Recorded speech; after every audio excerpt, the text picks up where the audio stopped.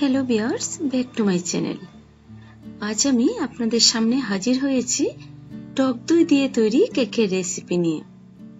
রেসিপিটি আশা করছি আপনাদের খুব ভালো লাগবে। চলুন তাহলে দেখা যাক কি করে তৈরি করব টক দইয়ের কেক। কেক তৈরি করার জন্য প্রথমে ব্যাটারটা তৈরি করে নিতে হবে। তার জন্য নিচ্ছি 4টি ডিমের সাদা অংশ, তার সাথে নিচ্ছি মেজারমেন্ট কাপে হাফ কাপ পরিমাণ চিনি, তার সাথে নিচ্ছি 2 টেবিল চামচ পরিমাণ মতো সয়াবিন তেল। এখন একটা ইলেকট্রিক বেটার দিয়ে আমি এগুলোকে বিট করে নেব। আপনারা ইলেকট্রিক বেটার দিয়ে না করতে চাইলে বড় কাঁটা চামচ দিয়েও বিট করে নিতে পারেন। আর ডিমের সাদা অংশটা বিট করতে একটু সময় লাগে, তাই আমি হলুদ অংশটা রেখে দিয়েছি, পরে আমি বিট করে নেব। প্রথমে তাই সাদা অংশটাকে বিট করে নিচ্ছি। চিনি আর ডিমের সাদা অংশ একসাথে বিট করে নিলাম। এখন আমি দিয়ে দিচ্ছি 4টি ডিমের হলুদ অংশ, অর্থাৎ কুসুমগুলো দিয়ে দিলাম। কুসুমগুলো দিয়ে বেশিক্ষণ বিট করতে হবে না, 1 মিনিট সময় বিট করলেই হবে।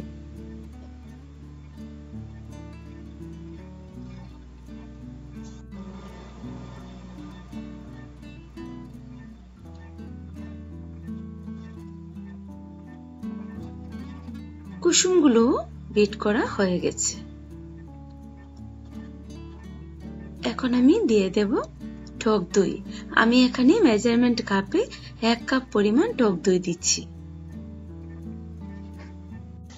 আপনারা যদি কেকের সাইজ বড় করতে চান তাহলে এই 4টি ডিমের সাথেই দইয়ের পরিমাণটা আরেকটু বাড়িয়ে দিতে পারেন। আমি এখন দইটাকে বিট করে নিচ্ছি।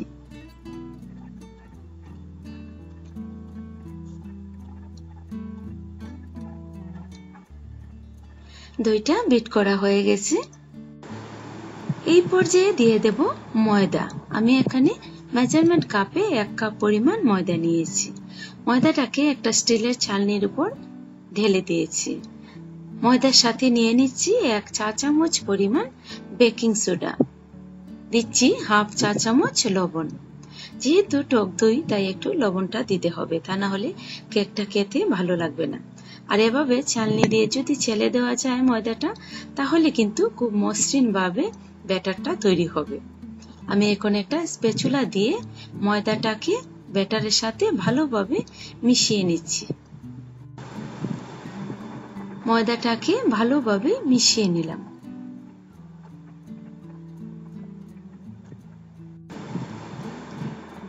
এই পর্যায়ে দিয়ে দিচ্ছি 1 চা চামচ পরিমাণ ভ্যানিলা এসেন্স। এই ভ্যানিলা এসেন্স দেওয়ার ফলে কেকে একটা সুন্দর ফ্লেভার আসবে এবং ডিমের গন্ধটাও থাকবে না। এখন একটা স্টিলের সসপ্যানের নিচে এবং সাইডে সাদা কাগজ দিয়ে তাতে একটু অয়েল ব্রাশ করে নিলাম। অয়েল ব্রাশ করার পর এই সসপ্যানে এখন আমি কেকের ব্যাটারটা ঢেলে দিচ্ছি। কেকের ব্যাটারটা দেওয়ার পর ভেতরে যেন কোনো বাবলস না থাকে, সেজন্য সসপ্যানটাকে 2 হাত দিয়ে ধরে একটু ঝাঁকিয়ে নিতে হবে। এখন কেকটা বেক করতে বসিয়ে দেব।